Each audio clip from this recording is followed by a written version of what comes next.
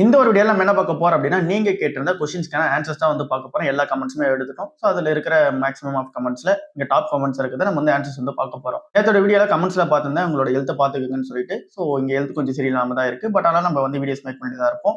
அந்த அளவுக்குலாம் பெருசா இல்ல, கோல்டு தான். சரி, ஓகே. இப்போ ஃபர்ஸ்ட் கொஸ்டினா வந்து இருக்குது, எல்லாருமே மேக்ஸிமம் கேட்கறது வந்து ஐபிஓல இண்டோ எம்ஐஎம் அப்படின்ற ஐபிஓ வந்து இப்போ போயிட்டு இருக்கு. 2 நாள் வந்து ஓப்பனிங் முடிஞ்சிருச்சு.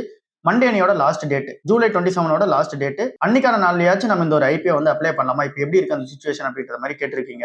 இந்த ஒரு கம்பெனியோட டே 2 ஸ்டேட்டஸ் படி 1.4 மடங்கு வந்து ஓவராலா சப்ஸ்கிரைப் வந்து பண்ணிருக்காங்க. ரீட்டைலர்ஸ் மட்டும் இங்க 1 மடங்கு வந்து சப்ஸ்கிரைப் வந்து பண்ணிருக்காங்க. இப்போ மேக்ஸிமம் யாரெல்லாம் அப்ளை பண்றீங்களோ அவங்களுக்கு கிடைக்கிறதுக்கான சான்சஸ் வந்து இருக்கு. ஐபிஓட சைஸ் வந்து 3811 கோடி ரூபாய். கொஞ்சம் பெரிய ஒரு ஐபிஓ தான் இந்த ஒரு ஐபிஓ. இது வந்து எஸ்எம் ஐபிஓ கிடையாது, மெயின் போர்டு ஐபிஓ தான். 461 ரூபாயில இருந்து 468 ரூபாய் வரைக்கும் பிரைஸ் பேண்டா வந்து இருக்கு. ஜூலை 27 இந்த ஒரு ஐபிஓ வந்து க்ளோஸ் ஆகுது. ரெவன்யூ பொறுத்தல, அதாவது இந்த கம்பெனியோட ஃபினான்ஷியல் பெர்ஃபார்மன்ஸ் பார்க்கும்போது ரெவன்யூ வந்து 28% ஃபினான்ஷியல் 2026 ஏறி இருக்கு. 4321 கோடி ரூபாய் மேக் பண்ணிருக்காங்க. நெட் ப்ராஃபிட் வந்து 25.9% ஏறி இருக்கு. 534 கோடி ரூபாய் மேக் பண்ணிருக்காங்க. இந்த கம்பெனியோட பிசினஸ் என்ன அப்படின்னு சொல்லி பார்க்கும்போது, இவங்க உலகத்திலே பெரிய மெட்டல் இன்ஜெக்ஷன் மோல்டிங் கம்பெனியா வந்திருக்காங்க, மேனுஃபேக்சரரா வந்திருக்காங்க. குளோபல் லெவல்ல மார்க்கெட் ஷேரே இந்த ஒரு கம்பெனி கிட்ட 6.8% வந்து இருக்கு. ஸோ இது வந்து ஒரு பெரிய நம்பரா தான் நம்ம பார்த்தாகணும். இந்த ஒரு கம்பெனி நம்மளோட போர்ட்ஃபோலியோல இருக்குது பெட்டரா தான் வந்து இருக்கும். அது வந்து நம்ம அந்த என்ன வேல்யூஷன்ல கன்சிடர் பண்றோம் அப்படின்றத பொறுத்து இருக்கு. இந்த ஒரு கம்பெனி வந்து ஆட்டோமோட்டிவ்லயும் வந்து சர்விங் பண்ணிட்டு இருக்காங்க, டிஃபென்ஸ்லயும் வந்து சர்விங் பண்ணிட்டு இருக்காங்க, அப்புறம் வந்து ஏரோஸ்பேஸ், மெடிக்கல், கன்சூமர் இண்டஸ்ட்ரீஸ் இந்த மாதிரி இடத்தெல்லாம் வந்து இருக்காங்க. இவங்க கிட்ட 15 மேனுஃபேக்சரிங் ஃபெசிலிட்டிஸ் வந்து இருக்கு. ஸோ இந்த ஒரு கம்பெனி இப்போ பிரீமியம் வேல்யூஷன்ல இருக்கான்னு கேட்டீங்க அப்படின்னா, கண்டிப்பா பிரீமியம் வேல்யூஷன்ல தான் வந்து இருக்கு. 38.4 பிரைஸ் ரேஞ்சிங்ஸ்ல வந்து இருக்கு. இது கொஞ்சம் காஸ்ட்லியா தான் வந்து இருக்கு இவங்களோட காம்படிட்டர்ஸ் கம்பேர் பண்ணி பார்க்கும்போது. சரி, ஓகே. இந்த ஒரு கம்பெனி கிரே மார்க்கெட் பிரீமியம் எவ்வளவு பர்சன்டேஜ் இருக்கு? 34% வந்து இருக்கு. ஸோ டே 1ல வந்து 36% இருந்துச்சு, இப்போ 34% இருக்கு.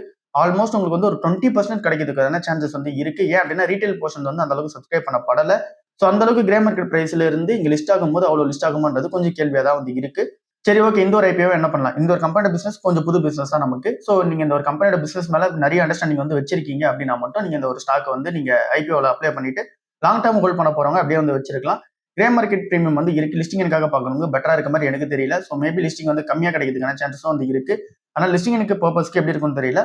லாங் டர்ம் ஹோல்ட் பண்ண போறீங்க அப்படின்னா இந்த பிரீமியம் பிரைஸோட வந்து லிஸ்ட் ஆகுது போகுது. ஸோ அதனால நீங்க அந்த பர்பஸ்க்காக பாக்குறீங்க அப்படின்னா மட்டும் நீங்க பார்க்கறது பெட்டரா வந்து இருக்கும். ஸோ அது என்ன இதெல்லாம் நீங்க கன்சிடர் பண்ணி பாருங்க. இந்த ஒரு செக்மெண்ட் எனக்குலாம் கம்ப்ளீட்லி புதுசான செக்மெண்ட். நான் இந்த ஐபிஓ வந்து அப்ளை பண்ணல. நீங்க என்ன இதெல்லாம் டிசைட் பண்ணிக்கங்க. அடுத்த கொஸ்டினா வந்து இருக்குது, எஸ்பிஐ ஃபண்ட்ஸ் வந்து இப்போ ஐபிஓக்கு அப்புறமா லிஸ்ட் ஆச்சு மார்க்கெட்ல. இந்த டைம்ல இந்த ஒரு ஸ்டாக்கை கன்சிடர் பண்ணலாமா? பிரைஸ் ரேஞ்சிங்ஸ் எப்படி இருக்கு, வேல்யூஷன்ஸ் எல்லாம் எப்படி இருக்கு, லாங் டர்ம் வந்து கன்சிடர் பண்ணலாமா அப்படின்ற மாதிரி கொஸ்டின் வந்து வருது. 587 ரூபாய் வந்து லிஸ்ட் ஆயிருக்கு. பிரைஸ் ரேஞ்சிங்ஸ் வந்து 39ல வந்து இருக்கு. இவங்களோட காம்படிட்டர்ஸோட அந்த ஒரு பிரைஸ் ரேஞ்சிங்ஸ் வந்து பார்க்கும்போது இண்டஸ்ட்ரியோட அந்த ஒரு பிரைஸ் ரேஞ்சிங்ஸ் வந்து 37 தான்.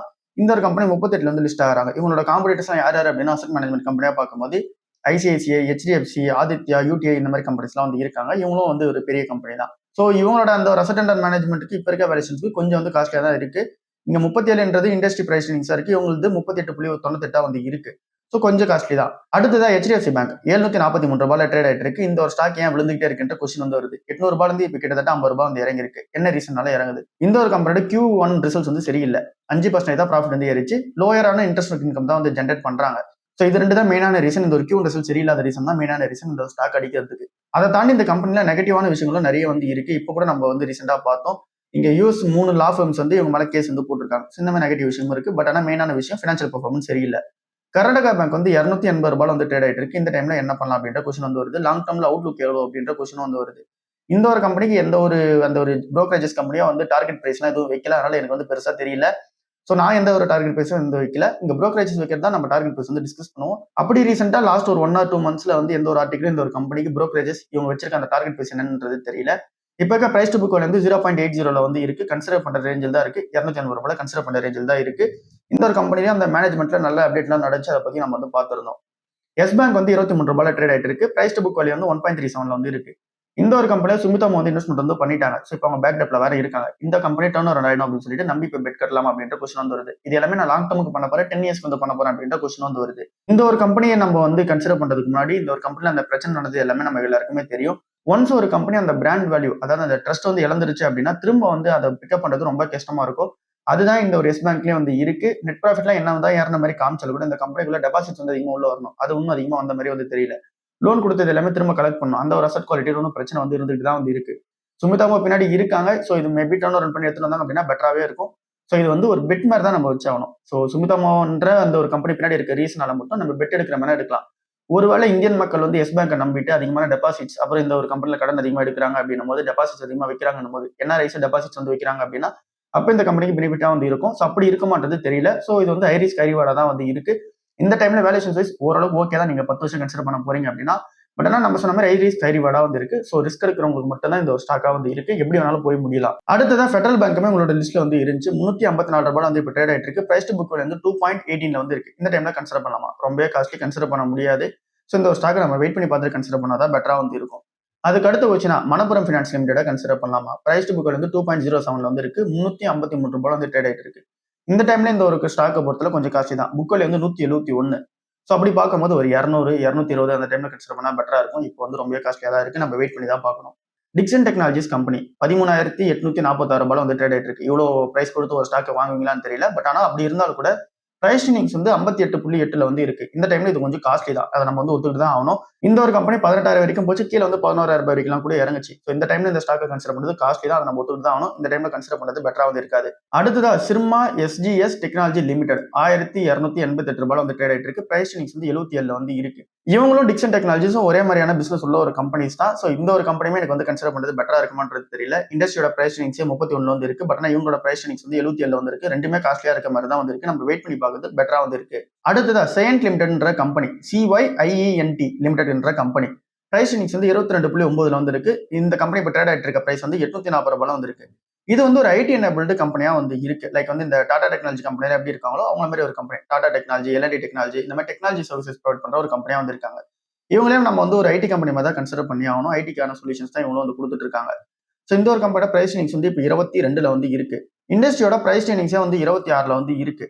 ஓவராலா இப்போ நம்ம பார்க்கும்போது இந்த ஒரு கம்பெனி இந்த டைம்ல கன்சிடர் பண்றது இப்போ இருக்க வேல்யூஷன்ஸ் ஓகேவா தான் வந்து இருந்தாலும் கூட பட் ஆனால் ஐடி கம்பெனிஸா ஓவராலா வந்து ப்ரெஷர்ல வந்து இருக்கு. இவங்களுமே எம்என்சிக்கு தான் பிசினஸ் வந்து பண்ணி கொடுத்துட்டு இருக்காங்க. டிவிடெண்ட் ரேட்டுமே 3% வந்து இருக்கு.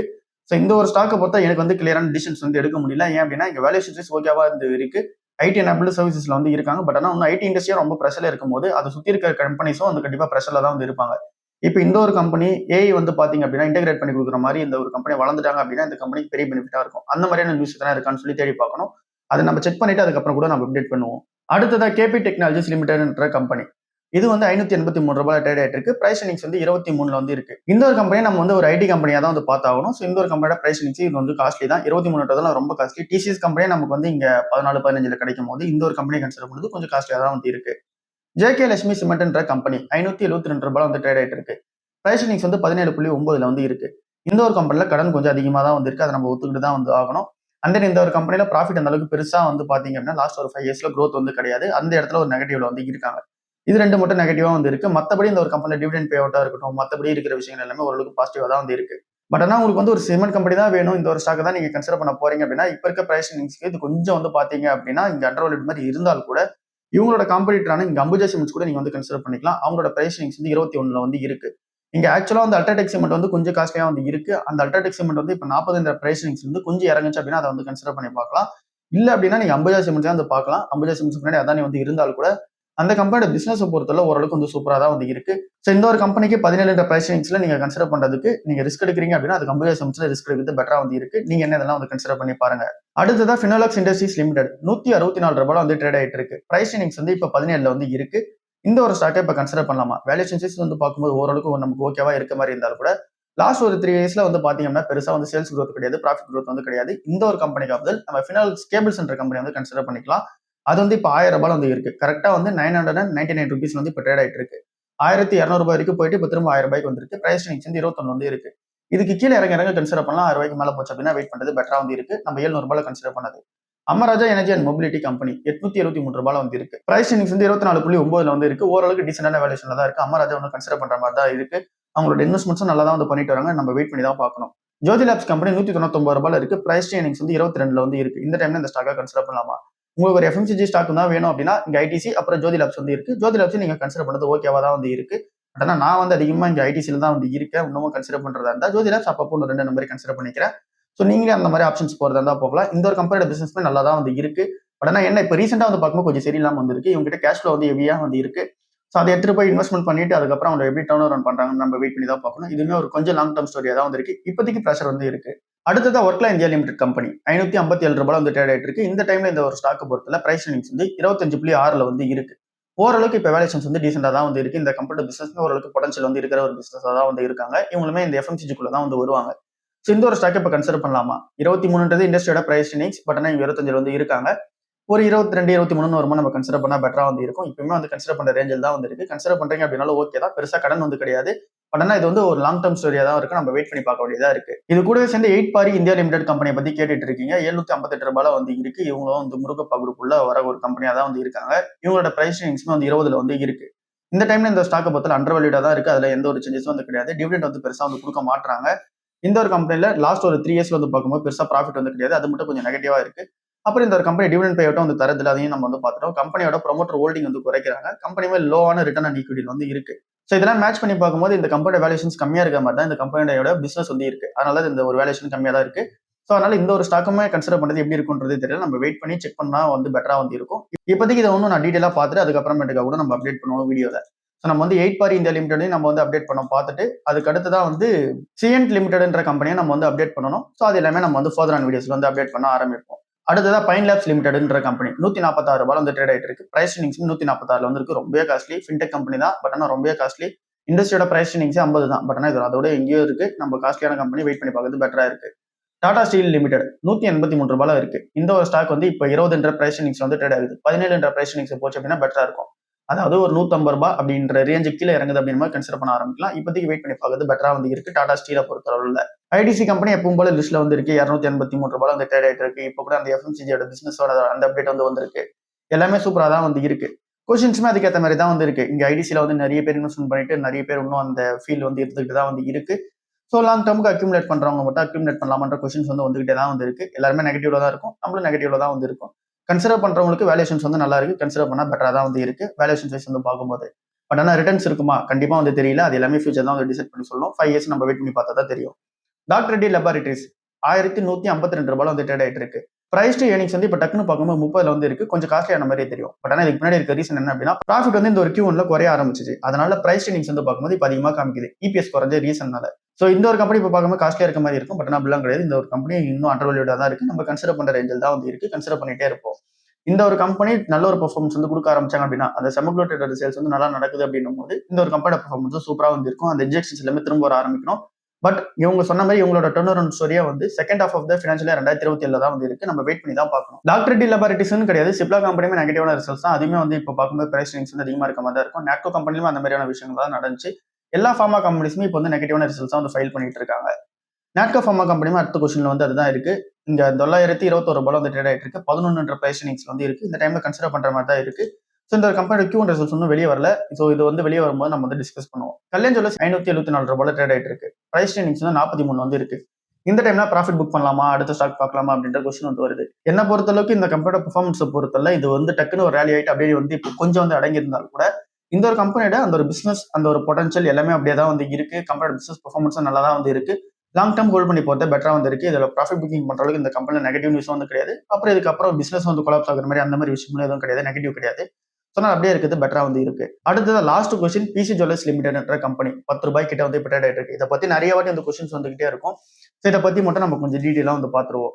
இந்த ஒரு கம்பெனில ஏன் நிறைய பேர் வந்து கன்சிடர் பண்ண மாட்டாங்க? வேல்யூஷன்ஸ் வந்து கம்மியா தானே இருக்கு. இப்போ ₹9 தான் ட்ரேட் ஆயிட்டு இருக்கு. அதனால ஏன் நிறைய பேர் கன்சிடர் பண்ண மாட்டாங்க அப்படின்ற கொஸ்டின் வந்து வரும். 2018ல இருந்து 2023 வரைக்கும் என்ன நடந்துச்சு அப்படின்னா பிசி ஜுவல்லர்ஸ் வந்து மல்டிபிள் ஆஃப் சேலஞ்சஸ் வந்து ஃபேஸ் பண்ணாங்க. இந்த ஒரு கம்பெனியோட பிசினஸ் வந்து ஸ்லோ டவுன் வந்து ஆச்சு. அதிகமான கடன் உள்ள போனாங்க. ப்ரொமோட்டர்ஸ் அவங்களோட ஷேர்ஸ் எல்லாமே அதிகமாக பிளெச் பண்ண ஆரம்பிச்சாங்க. அப்புறம் வந்து லோனை ரீபேமெண்ட் பண்ணுறதுக்கு டிலே வந்து பண்ண ஆரம்பிச்சாங்க. இன்வெஸ்டிகேஷன் ஏஜென்சிஸ்லாம் உள்ள வந்தாங்க. இடிலாம் வந்து உள்ள வந்து இந்த ஒரு கம்பெனில சர்ச் வந்து பண்ணாங்க.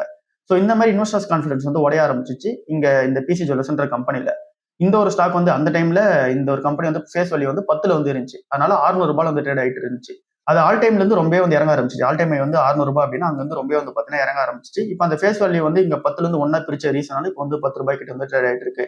ஸோ இந்த ஒரு கம்பெனி இந்த மாதிரியான பிரச்சனைகள் வந்து ஃபேஸ் பண்ணிட்டே இருந்துச்சு. 2024 ஃபினான்ஷியல் இயர்ல இருந்து என்ன நடந்துச்சு அப்படின்னா கம்பெனி வந்து கண்டினியூஸா வந்து டெப்ட் வந்து ரெடியூஸ் பண்ண போதான்னு சொன்னாங்க. அதுக்கப்புறம் தான் டர்ன் அரவுண்ட் ஸ்டோரி வந்து ஆரம்பிச்சிச்சு. இந்த கம்பெனியோட ஆபரேஷன் வந்து இம்ப்ரூவ் பண்ணாங்க. பெட்டரான ஃபினான்ஷியல் பர்ஃபார்மன்ஸ் வந்து கொடுக்க ஆரம்பிச்சாங்க. இப்போ அவங்க சொன்ன மாதிரி டெப்டி வந்து அதிகமாக ரீபேமெண்ட் வந்து பண்ணி முடிக்க போறாங்க. ஸோ இந்த ஒரு கம்பெனி திரும்ப வந்து அவங்களோட நம்பிக்கையை தான் வந்து எடுத்துட்டு வந்துட்டு இருக்காங்க இன்வெஸ்டர்ஸ் மத்தியில. அவங்க சொன்ன மாதிரி அந்த வாக்குறுதிகள் எல்லாமே காப்பாத்திட்டு கடன் வந்து கட்டி முடிக்க போறாங்க. பிசினஸும் நல்லா தான் வந்து இருக்கு. இப்போ ஆனா நம்பிக்கை வந்து இன்வெஸ்டர்ஸ் கான்ஃபிடன்ஸ் மத்தியில வராதுக்கு ரீசன் 2018 டு 2023 நடந்த அந்த ஒரு இன்சிடென்ட்ஸ் தான். ஸோ அதனால இப்போ அந்த இன்சிடென்ட்ஸை நம்மளும் வந்து இங்க வந்து அப்ரோச்சை தான் வந்து எடுத்தாகணும். ஸோ அந்த மாதிரியான விஷயங்கள் வந்து இருக்கு. இதுவுமே ஹை ரிஸ்க் ஹை ரிவார்டா தான் நீங்க வந்து பார்த்தாகணும். பிசினஸ் வைஸ் டர்ன் ஓவர் வந்து இருக்கு. பட் ஆனா இந்த ஒரு கம்பெனி ஏற்கனவே நெகட்டிவான விஷயங்கள் வந்து ஃபேஸ் பண்ண ரீசன் எல்லாம் எஸ் பேங்க் எப்படி நீங்க பாக்குறீங்களோ அதே மாதிரி தான் இங்க வந்து நீங்க பார்க்கணும். எஸ் பேங்க் பின்னாடி சுமிதோமா வந்து இருக்காங்க. அதனால நீங்க வந்து தைரியமான டிசிஷன் எடுக்கலாமான்னு கேக்குறீங்க.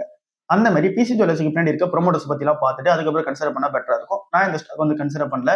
ஸோ இதுக்கப்புறம் நீங்க வந்து ப்ரொமோட்டர் அனலைஸ் எல்லாம் பண்ணிட்டு கன்சிடர் பண்ணலாமான்றதை நீங்க ஒரு வீடியோவா வேணும் அப்படின்னா நீங்க சொல்லுங்க. நம்ம அனலைஸ் பண்ணிட்டு கூட நம்ம நெக்ஸ்ட் வீடியோ வந்து நம்ம மேக் பண்ண ஆரம்பிப்போம். ஸோ இவ்வளவுதான் இன்னைக்கான வீடியோ. அடுத்த வீடியோ சந்திப்போம். பாய்.